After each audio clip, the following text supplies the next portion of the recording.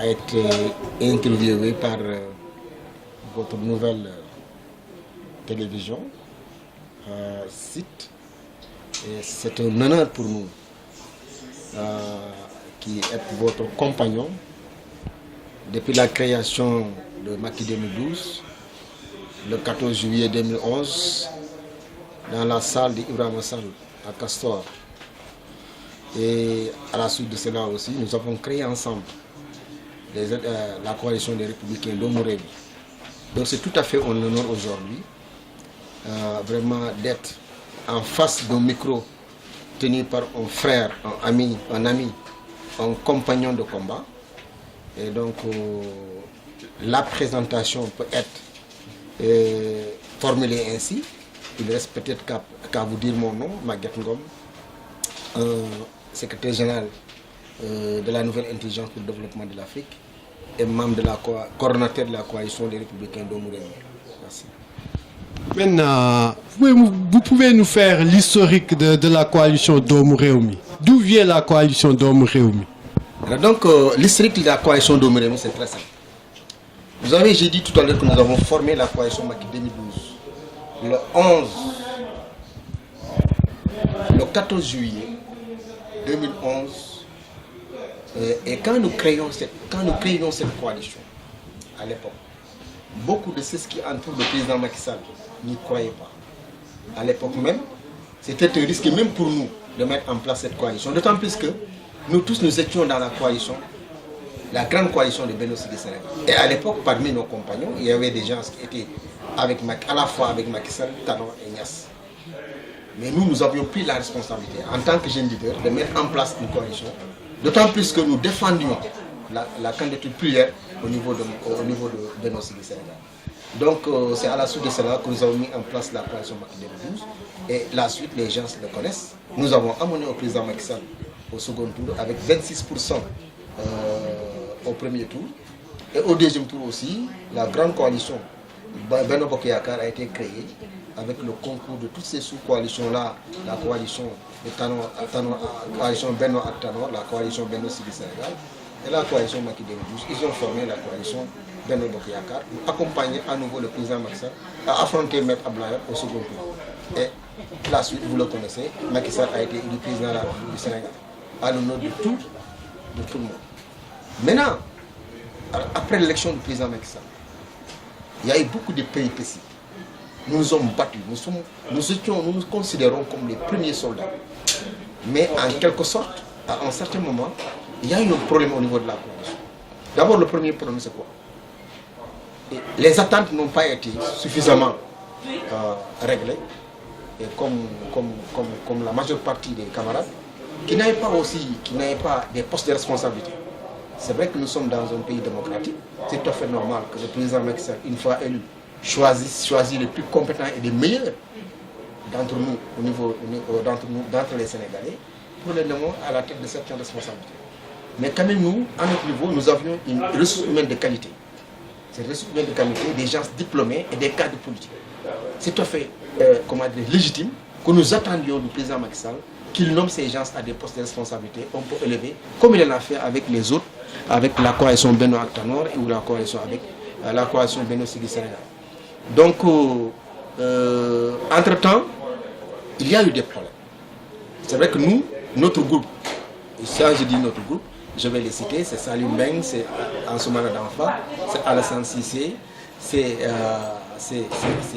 Moustapha Diagne, et c'est Abim Ndao, et c'est Maguette Ngom.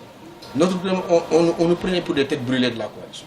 Et à un certain moment, certains responsables qui entouraient le président Macky Sall voulaient s'emparer de la coalition Macky 2012. Et pour le faire, il fallait écarter les récalcitrants, c'est-à-dire les têtes brûlées. C'est en ce moment qu'une assemblée générale extraordinaire a été tenue. Et on a vu, à cette assemblée générale, on avait déjà compris que le dé était déjà pipé. Parce qu'ils étaient organisés, parce qu'à la veille, il y avait des rencontres multiples qui faisaient que maintenant, il fallait que des gens qui sont fidèles aux proches du président Macky Sall puissent maintenant désormais diriger la coalition. C'était ça le chemin. Et nous, comme nous l'avons compris, vraiment, on a quitté pour aller créer la coalition Les Républicains Doomu Réew Mi. Et donc c'est une coalition qui accompagne toujours le président Macky Sall, mais c'est une coalition, c'est une autre alliance avec le président Macky Sall. C'est une alliance fondée sur la vérité. Et nous ne sommes pas une coalition de laudateurs. Nous sommes une coalition qui dit ce qu'il pense, parce que nous ne croyons pas à la pensée unique, nous croyons à la diversité des réflexions, à la diversité des pensées. Parce que c'est ça qui fait éclore quand même la vérité. Donc c'est dans ce sens quand même nous avons créé cette coalition et nous continuons à l'accompagner et nous allons nous battre pour que le président ait un second mandat, parce qu'il le mérite aussi. Il le mérite.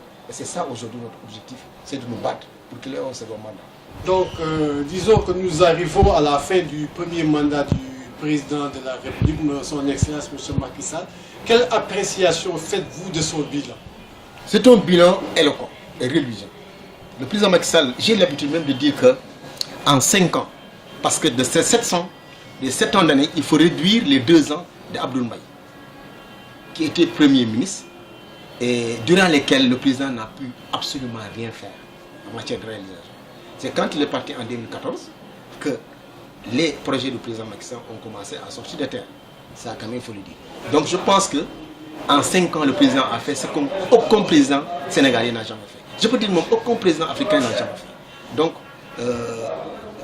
allant dans le sens, par exemple, de Yonou Yokouti, qui a été finalement architecturé par le plan Sénégal émergent, le plan Sénégal émergent, aussi, le président Macky Sall a mis en place d'autres programmes, le PUDC, la Promoville, Puma, la CMU, la bourse familiale, tout cela, ce sont des instruments aujourd'hui qui ont transformé, complètement transformé, le vécu des Sénégalais, du point de vue du déplacement, du point de vue de l'accès aux services sociaux de base, et du point de vue aussi du développement de la restructuration de l'économie sénégalaise en développant l'agriculture, l'énergie, etc. et la pêche. Donc le bilan du président Macky Sall est un bilan très éloquent qui parle de lui-même.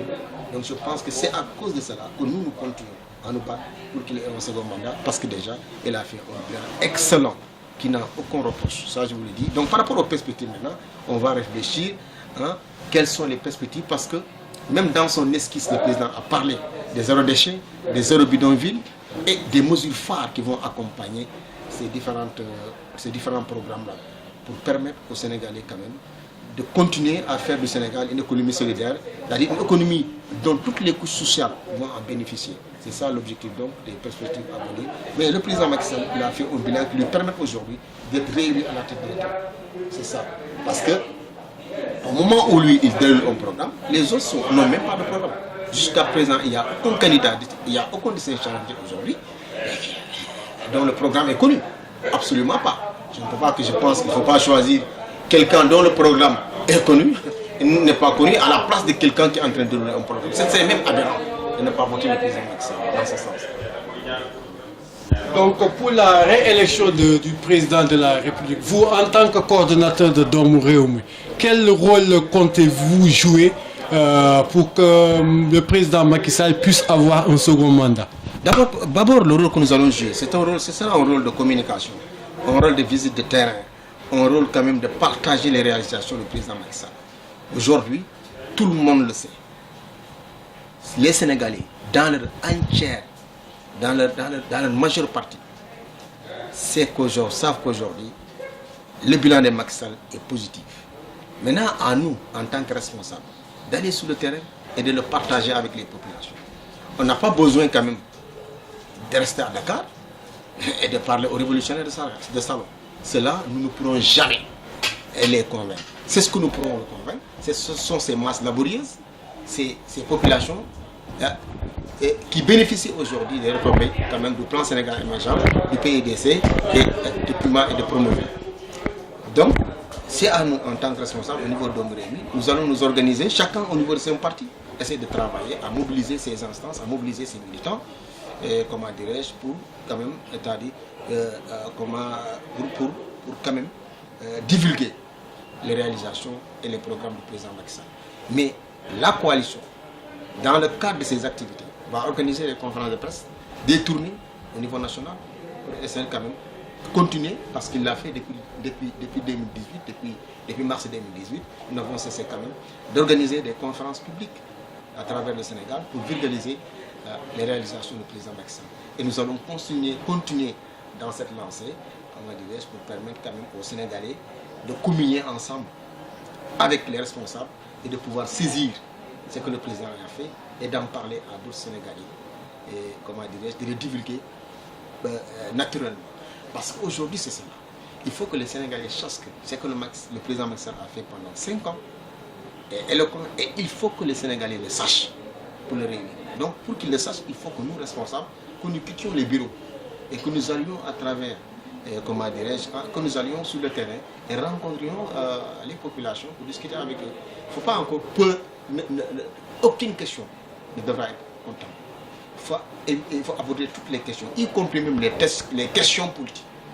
Parce qu'aujourd'hui, il y a une certaine classe moralisatrice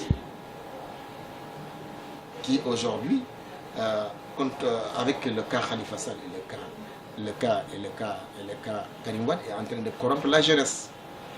Et je dis à la jeunesse que la diaspora, elle a une préoccupation moralisatrice. Elle a des préoccupations morales.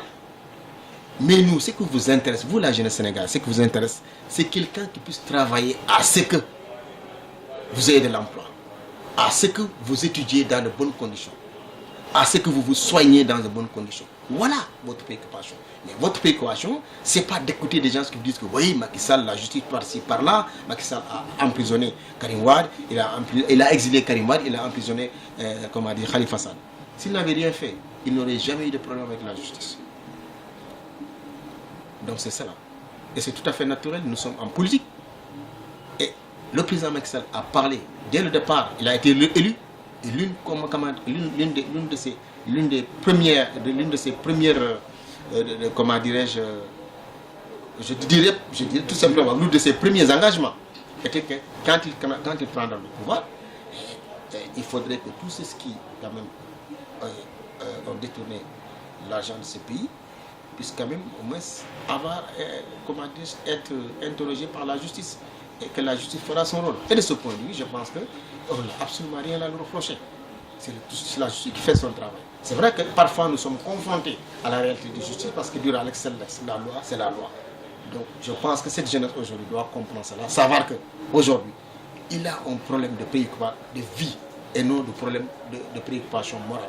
Comme le disent les philosophes, primum vivere, denire philosophari.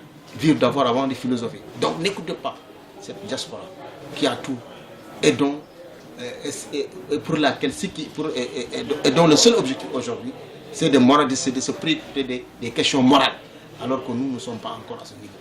C'est ça que je voulais dire par rapport quand même au déroulement de notre campagne en tant que coalition, mais aussi en tant que citoyen sénégalais, tout simplement. Ayant vu les réalisations du président Macky Sall et ayant constaté que l'opposition qui est devant Macky Sall n'a aucun programme, sinon de critiquer. C'est ça que je dis. Merci, M. Abba. Merci.